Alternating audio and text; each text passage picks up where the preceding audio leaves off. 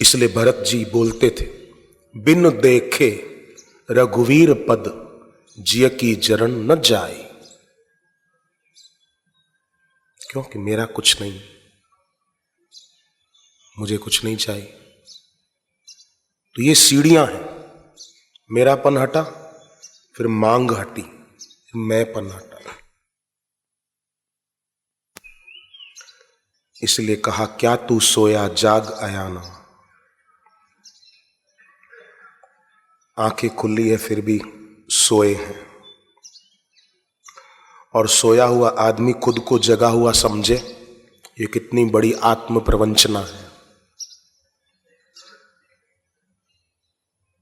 कई ऐसे सोए हुए हैं, खुद को जगा हुआ मानते हैं भरम में। पर गुरु की उपासना ये भरम तोड़ती है।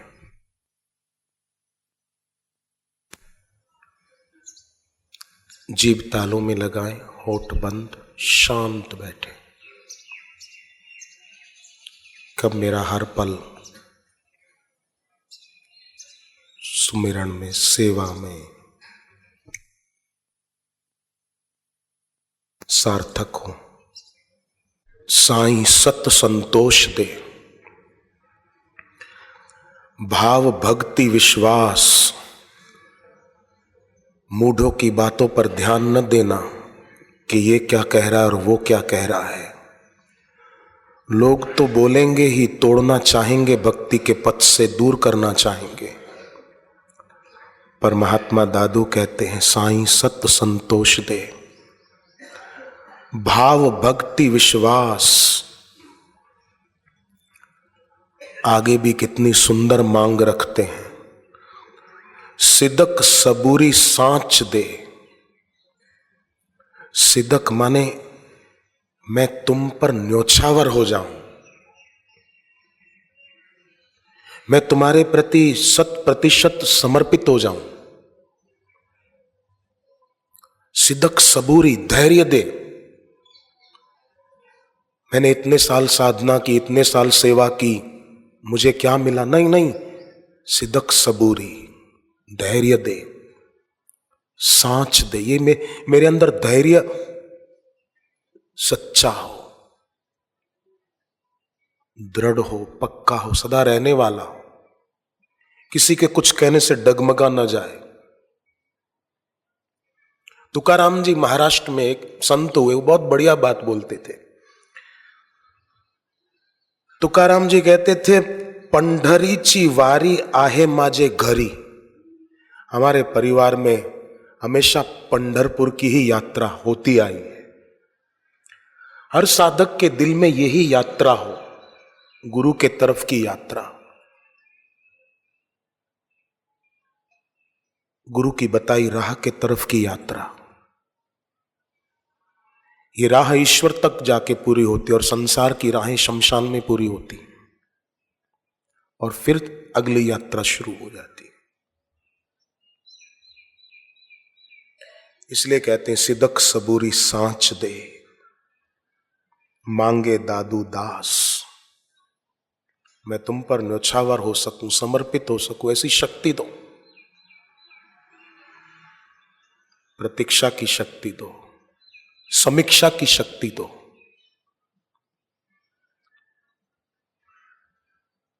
दुख आता है तो लोग समझते हैं उनकी कृपा होगी तो हम सुखी हो जाएंगे। प्रतीक्षा है ये, प्रतीक्षा नहीं, समीक्षा करो। अच्छा है दुख आया, इस बहाने उसकी याद तो आई, उनका सुमरण तो हो आया। बलिहारी वा दुख की जो पल पल नाम जपाए। एक आदमी मंदिर में गया, बड़ा मंदिर था, वहां कुछ खोज रहा था। कभी धरती पर नजर दौड़ा रहा था, कभी दीवारों पर, कोना कोना छान रहा था।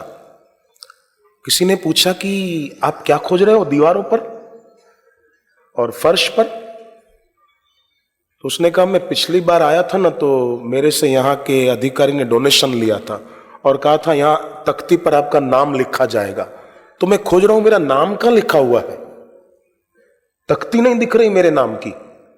अब मंदिर में आया है, भगवान के तरफ नजर नहीं है, तख्ती की तरफ नजर है। वहां भी मैं, मेरा नाम कहां लिखा हुआ है? आया मंदिर में है। ऐसे कोई आया गुरु के पास हो, पर वहां मैं।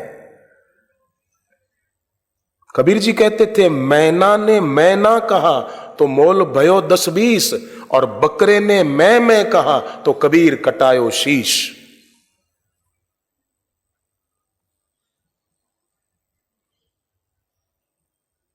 तो जिसके दिल में अपने गुरु के प्रति निष्ठा है, गुरु निष्ठा परम तपः, और हार्दिक निष्ठा, बौद्धिक निष्ठा नहीं, हार्दिक,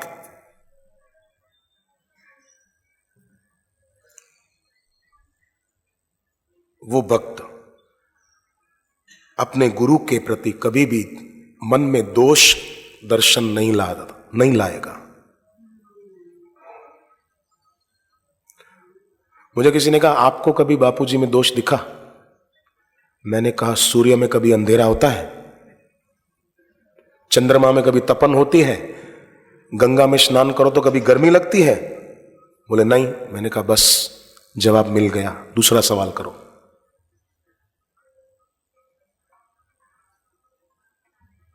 पल पल का गुण ही मैं तेरा, अवगुण बख्शो मोर।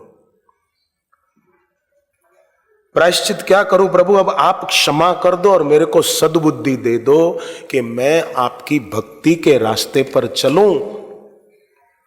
तिल तिल का अपराधी तेरा, कुछ भी नहीं था मेरा और मैंने बहुत कुछ अपना मान लिया। रति रति का चोर, अवगुण बख्शो मोर।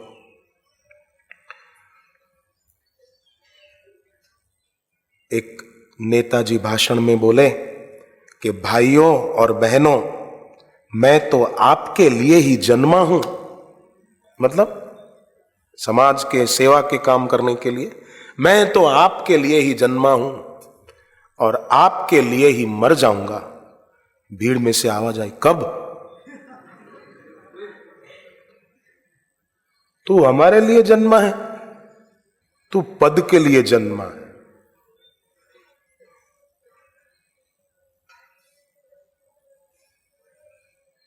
पद चाहिए, और पद है तो पद का मद भी है। गुरु पद में प्रीति नहीं है। गुरु पद में प्रीति हो तो दूसरों की आंख में अपना चेहरा दिखेगा, किसी से नफरत द्वेष नहीं हो। तो हम प्रार्थना करें कि हे प्रभु, हमारे दिल दिमाग में से कल्पनाओं का कचरा दूर हो और बस गुरुदेव के ज्ञान का ही विचार हो।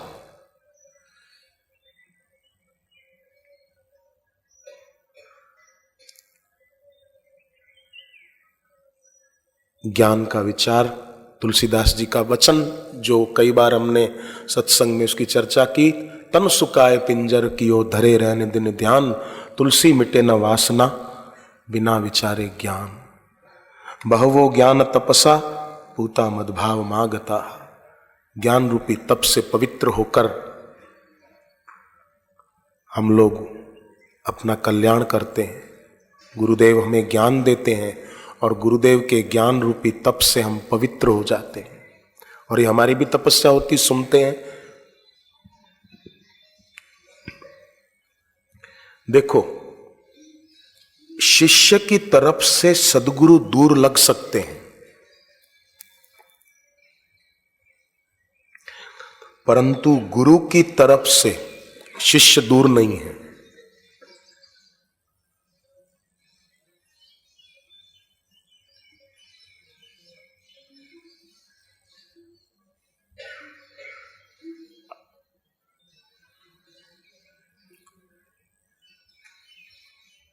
सुखदाई शीतल हृदय देखत शीतल नैन, सुंदर ऐसे संत जन बोले अमृत वैन। जिनका हृदय सुखदाई है। गुरुदेव का हृदय कैसा है? सुखदाई। जो भी गुरुदेव के संपर्क में आता है वो सुख पाता है। मैंने मेरे 30 साल जो इस आश्रम की पवित्र भूमि पर गुजारे हैं, मैंने 30 साल में देखा है कि गुरुदेव के दिल में सबके लिए करुणा, प्यार और हित के सिवाय और कुछ नहीं है। 30 साल का मेरा अपना अनुभव। और यही कारण है कि कुप्रचार करने वाले, आलोचना करने वाले कितना ही बोले, परंतु ये क्यों बोल दिया बापूजी ने, ये क्यों बोल दिया, ये लोग गुनहगारों को सजा दिलाने के बदले प्रजा को गुमराह कर रहे हैं कि बापूजी ने ये क्यों कह दिया और वो क्यों कह दिया। अरे बापूजी ने क्या कहा वो तुझे क्या पता? अगर तुझे पता होता तो ऐसी बकवास नहीं करता। गीता में भगवान ने इसलिए पहले से ही बोल दिया है, अनेक चित्त विभ्रांता मोह जाल समावृत प्रसक्ता काम भोगेशु पतंती नरकेशु चौ। जहां क्षुद्रमय है वो क्षुद्रमय शुद्र योनियों में ले जाती है, और जहां परम शुद्धता की ओर चलते हैं लोग, वहां तो ऊर्ध्वम गच्छन्ति सत्वस्था। भगवान गीता के 14वें अध्याय के 18वें श्लोक में कहते हैं उनकी ऊर्ध्व गति होती है, क्योंकि जीते जी ऊंचा जीवन जी रहे हैं।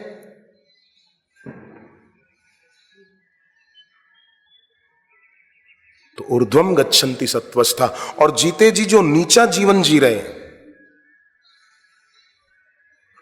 तो मरने के बाद भी अधो गच्छन्ति तामसा, उनकी अधोगति होगी।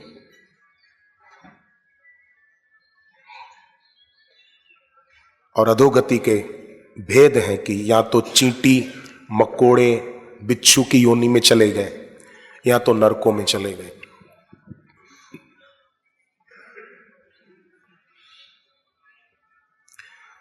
भगवान ने गीता में ऐसे लोगों के लिए कहा है पतंती नरकेषु चौ, उनका पतन होगा, मरने के बाद नरकों में सड़ेंगे। तब पता चलेगा कि क्या किया हम आए, कि हमने आकर के क्या किया और जाकर के अब क्या बोले।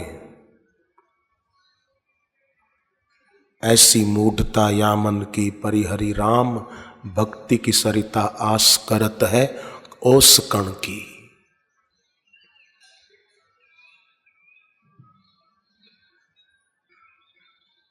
तो गुरुदेव के सानिध्य में हम जीवन काल में ही ऊर्ध्व गति को प्राप्त होते हैं। हमारी शक्ति अधोगामी न होकर ऊर्ध्वगामी होती है। मुंबई में सत्संग था, एक भाई बता रहे थे कि 2500 महीने की नौकरी करता था तब जब मैंने दीक्षा ली थी, और अब मेरी 6 दुकानें हैं मुंबई में। मैंने गुरुदेव से नहीं कहा कि मुझे आशीर्वाद दो, मैं रुपया खूब कमाऊं, मैंने नहीं कहा। मैंने अपना गुरु मंत्र जप लगन से किया, उत्साह से किया, मनोयोग पूर्वक किया। सेवा भी करते हैं।